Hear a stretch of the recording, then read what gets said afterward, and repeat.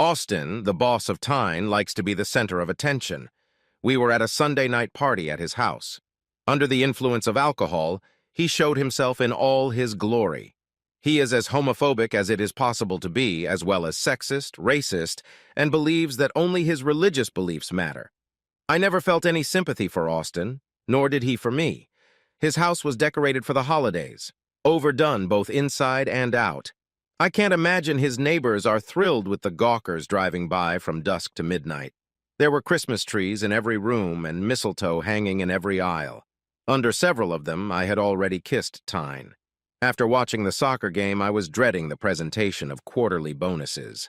Tyne thought she was going to get one of them, so I crossed my fingers, hoping the evening would fly by and we could go home and celebrate naked. Several card tables had been set up to accommodate the crowd of guests. The elite of the company gathered at a table in Austin's dining room, while everyone else sat in folding chairs. Dinner was buffet style. After dinner, dessert and drinks quickly disappeared. Austin was being his usual meticulous asshole self. I was taken aback when he pointed in my direction and said, "Vaughn Ricky, he had to get married outside the family." Everyone in the living room awed. Even my wife Tyne. What the hell was that? I was simmering beneath the surface. "Yeah, by the time he graduated from high school, you were 23 years old then, Ricky?" By then, all his cousins were married or pregnant. It made everyone howl with laughter, and really hurt our marriage, as did Tyne. I remained unfazed, not even dignifying him with the courtesy to respond positively or negatively. When he attends family reunions, everyone thinks he's still on the prowl and that Tyne must be his parole officer. Laughter shook the house. Tyne never once looked in my direction, but her laughter erupted as well as she clung to his every word. When the hall fell silent, I spoke. "Austin, I remember you said something about growing up on a farm.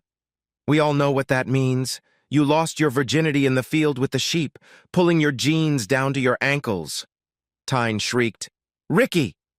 "Yes, indeed. Those commercials about people counting sheep must be making you get up and run after them.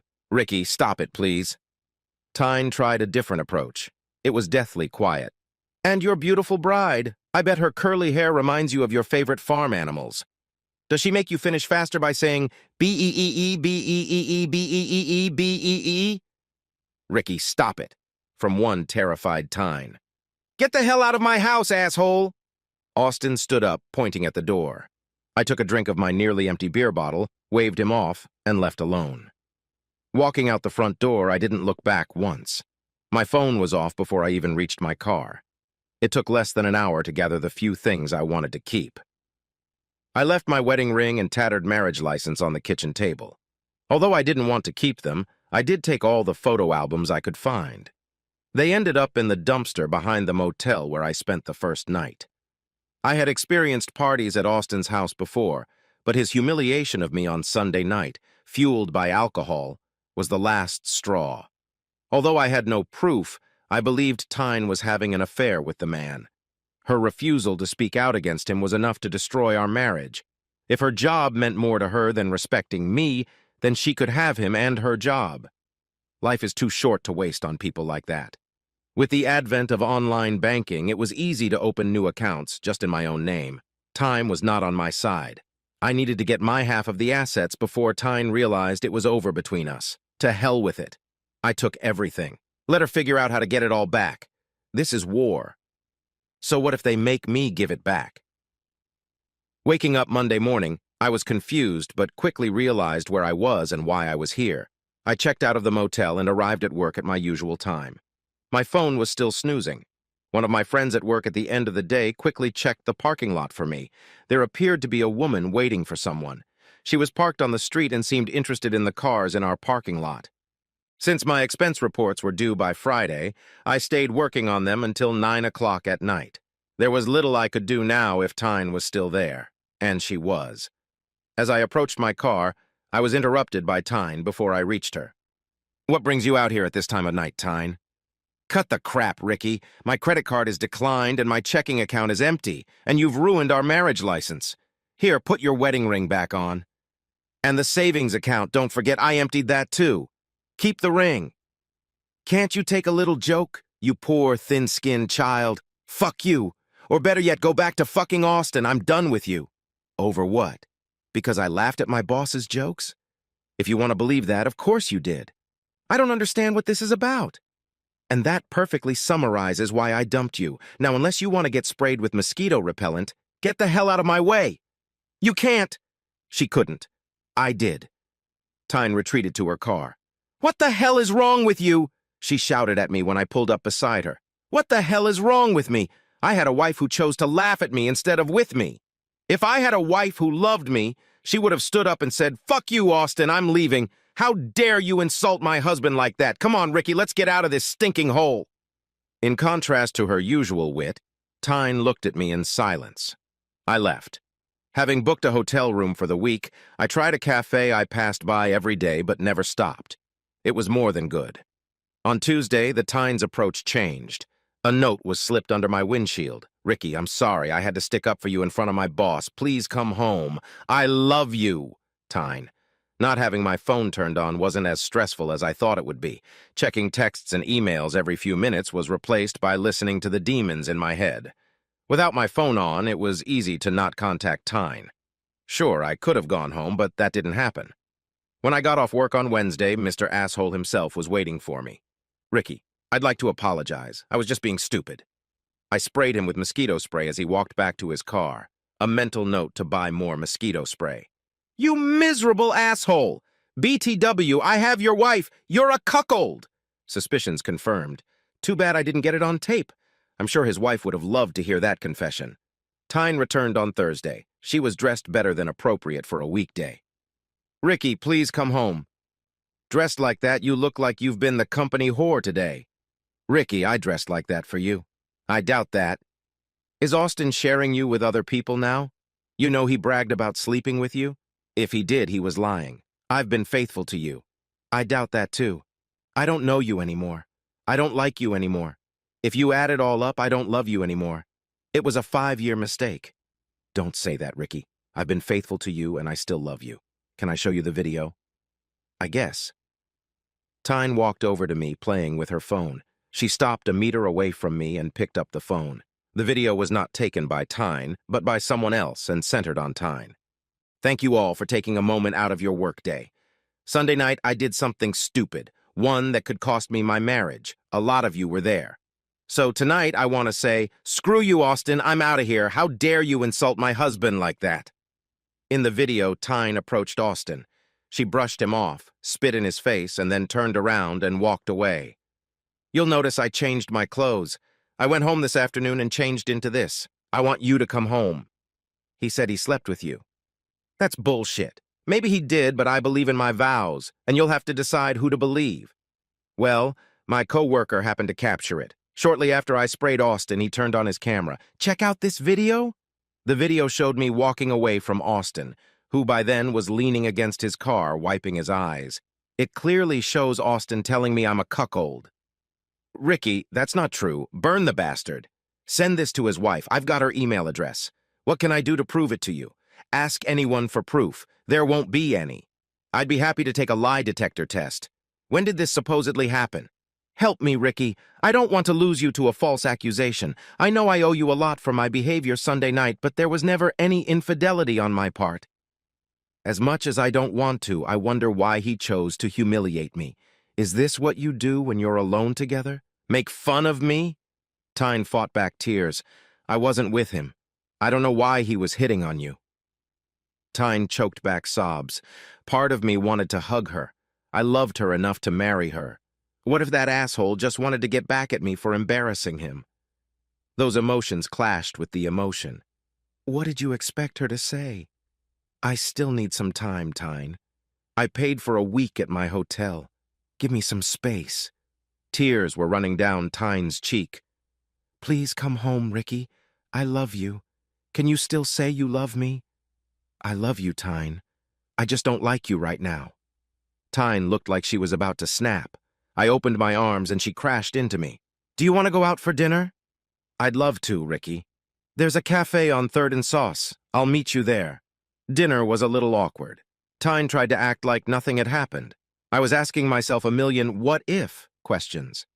When it was time to leave, I kissed Tyne on the forehead, causing her eyes to cloud over.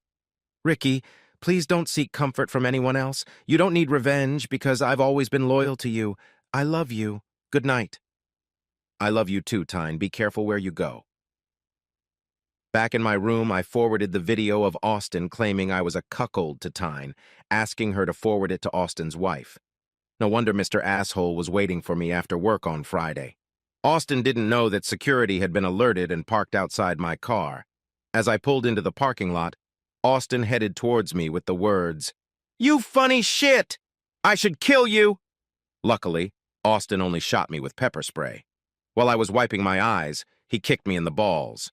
Luckily, the kick wasn't hard, but I still went down. He threw another good punch before he was grabbed by 2 security guards. The police were called.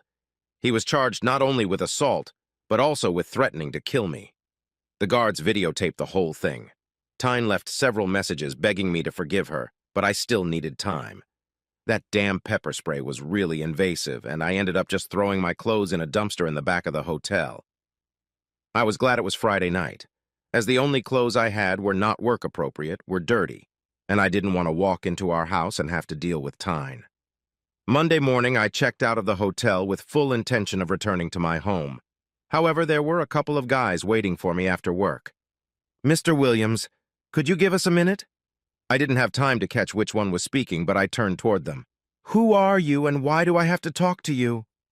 The one who was shorter in stature, and I suppose older, replied, "My name is Eric Brody. I'm filling in for Austin for the time being. This is James Sanger from our corporate legal department. Your wife resigned last week, and we would very much like her to reconsider her decision. Our attempts to contact her have been unsuccessful. We were hoping you could shed some light on what led us to this." Sitting on the hood of my car, I briefly recounted the past week. I may have overlooked the fact that I spray-painted Austin, turning it into a self-defense reaction. That's exactly what I told the police last Friday.